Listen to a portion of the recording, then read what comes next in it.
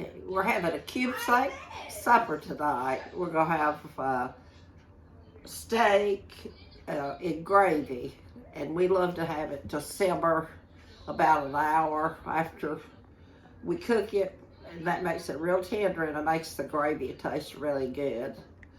So, and then we're gonna have little French fries and rice with that. And so let's proceed. I have my oil, it's on 400. Get your skillet real hot. And then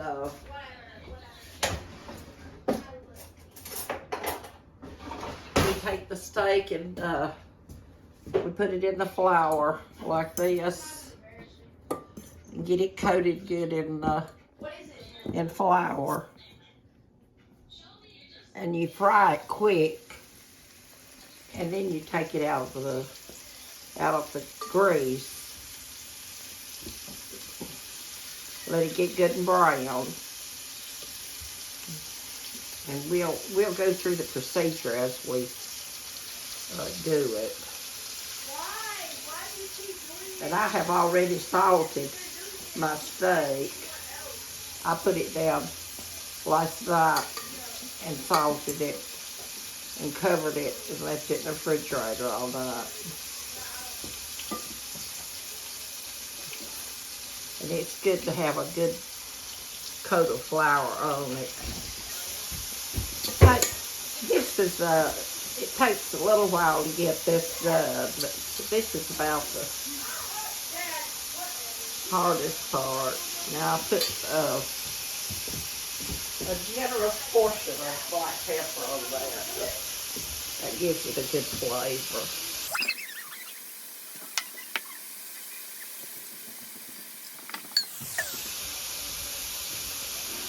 Some people like biscuit with this, but I don't usually fix biscuits because I feel like you have enough carbs with the rice and the potatoes, and but I think, I don't know if Dennis and Joel want bread or not. Do you think so, Megan? They might. Joe always likes bread. Yeah, men like bread. Women too, I do too. Yeah. But they usually try to watch their figure. They don't eat it. Just a little bit more flour, I believe.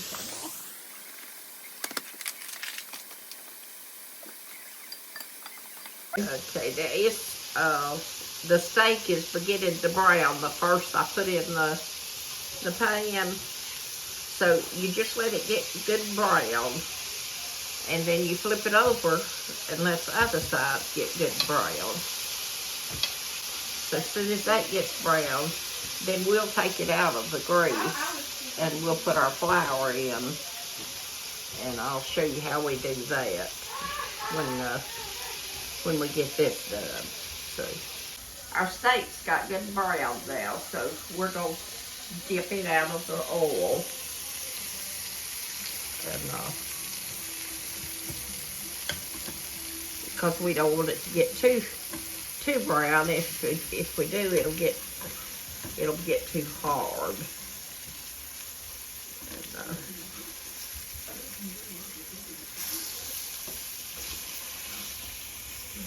I think that's how it looks when we dip it out.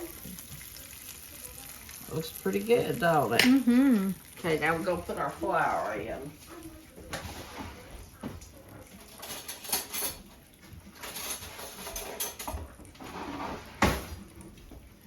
I have about that much oil left. And I'm gonna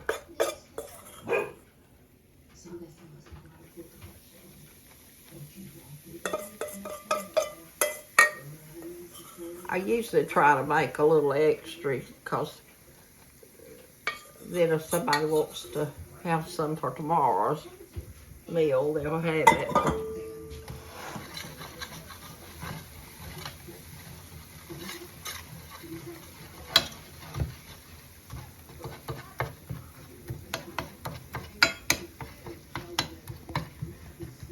And our temperature's been turned down. Yeah, but I'm gonna turn it back up. But you have to stick with it, so you don't want your flour to burn. You just want it to brownie and cook. If you don't cook your flour, it'll be gooey. So that's why you have to cook it till it turns golden brown.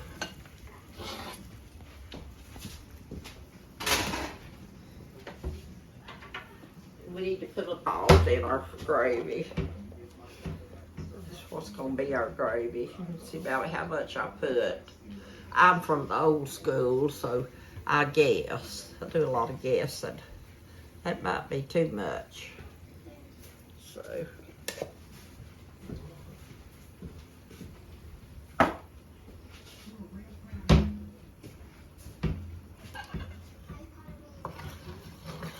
See how my flour's getting good and brown now?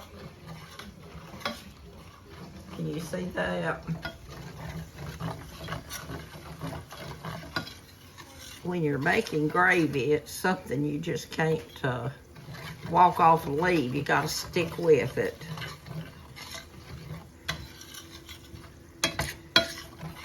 It's kind of like frying an egg. You know, you start to fry an egg, you've got to stick with it. If you don't, it'll get too done, so.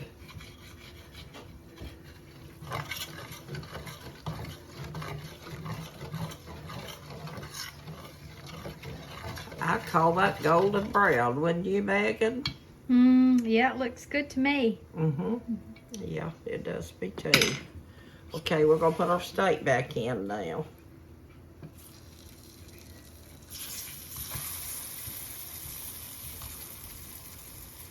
In the meantime, Megan's fixed us some green beans. And we'll have a big feast tonight.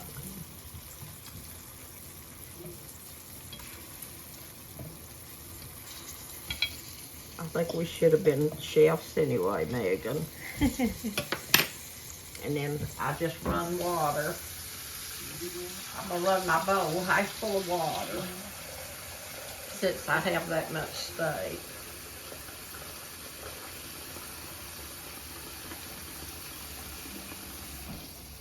There's got about that much water. And then I'm gonna dump it in here on this. I may have to add some more.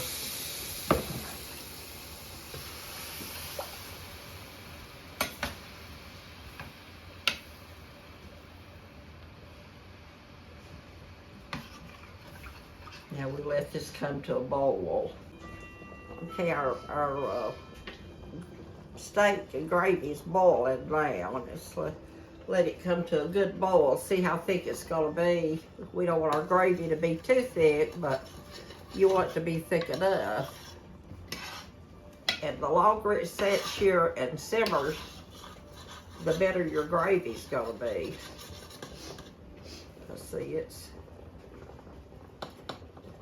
it's about the right consistency now, but it'll boil down a little bit.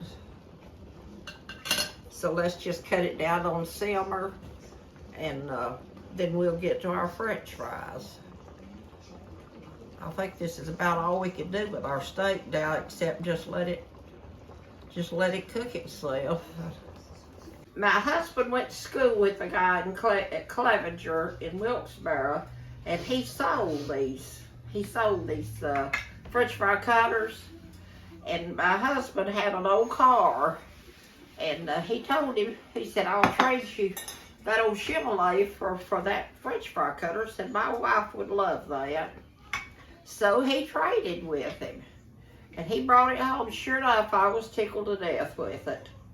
So, but how we learned about the French fries was my husband's brother-in-law was in the Navy. And he came home and he had learned how to cook these little French fries in the Navy. And so he came to my house one weekend and peeled potatoes and showed us how to make them. So my granddaughter's already got my potatoes peeled, and this is a grand cutter, but you gotta have the right potato now. You have to have kitty backs. If you don't have kitty backs, they won't get crisp, and they are very hard to find. Usually we find some in the mountains every summer or beginning of fall, and you put them in this thing and cook.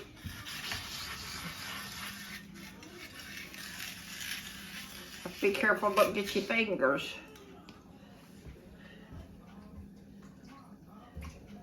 She cooked this and I told her it looked like a little chicken. Did you see it, Penny? Oh. We're gonna cut the little chicken up.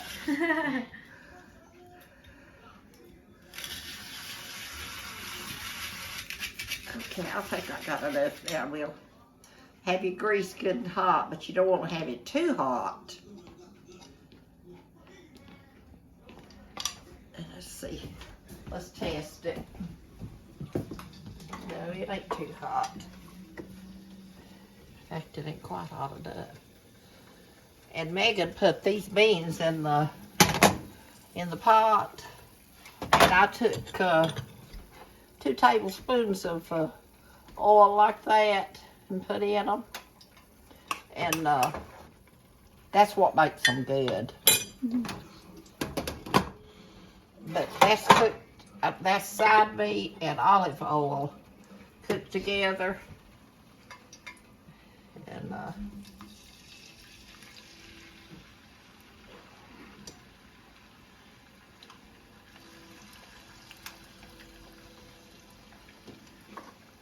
these will cook fast once they start rolling.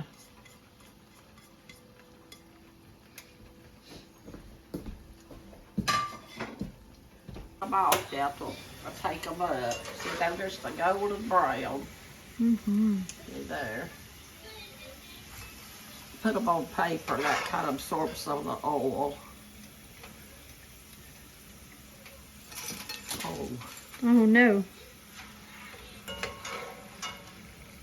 Sorry about that. The cat's got some. I'm a messy cooker sometimes.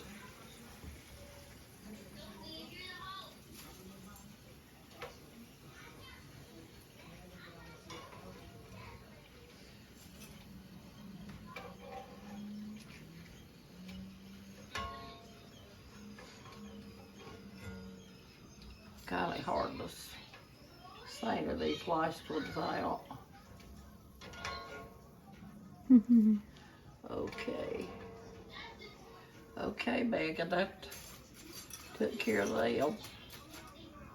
Now we'll turn the oil back on so we don't want it to be so hot.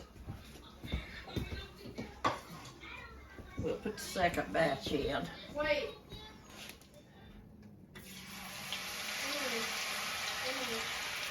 And you can't put them in too fast. If you do, your oil will roll over the top and you'll really have a mess.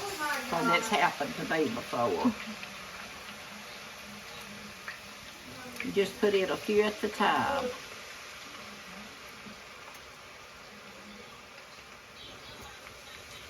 Yes.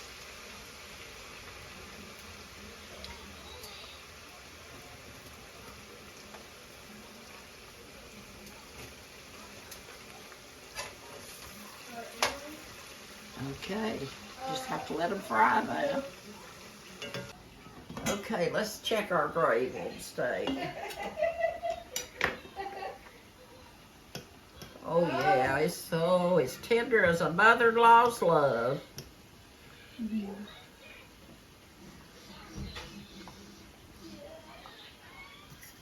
I like that. That's about right. Yeah. Just simmer along. We'll just let it simmer till we get ready to put it on the table. Okay, now Megan put us on 2 cans of green beans, and I put 2 tablespoons of oil, and they're cooking down dry now. So you see how dry they're getting. That's what makes them good. And they're just about ready to go on the table. Okay, folks. This delicious meal, Megan and I put it together tonight. And we hoping this is not going to be the last one. We're going to do some more.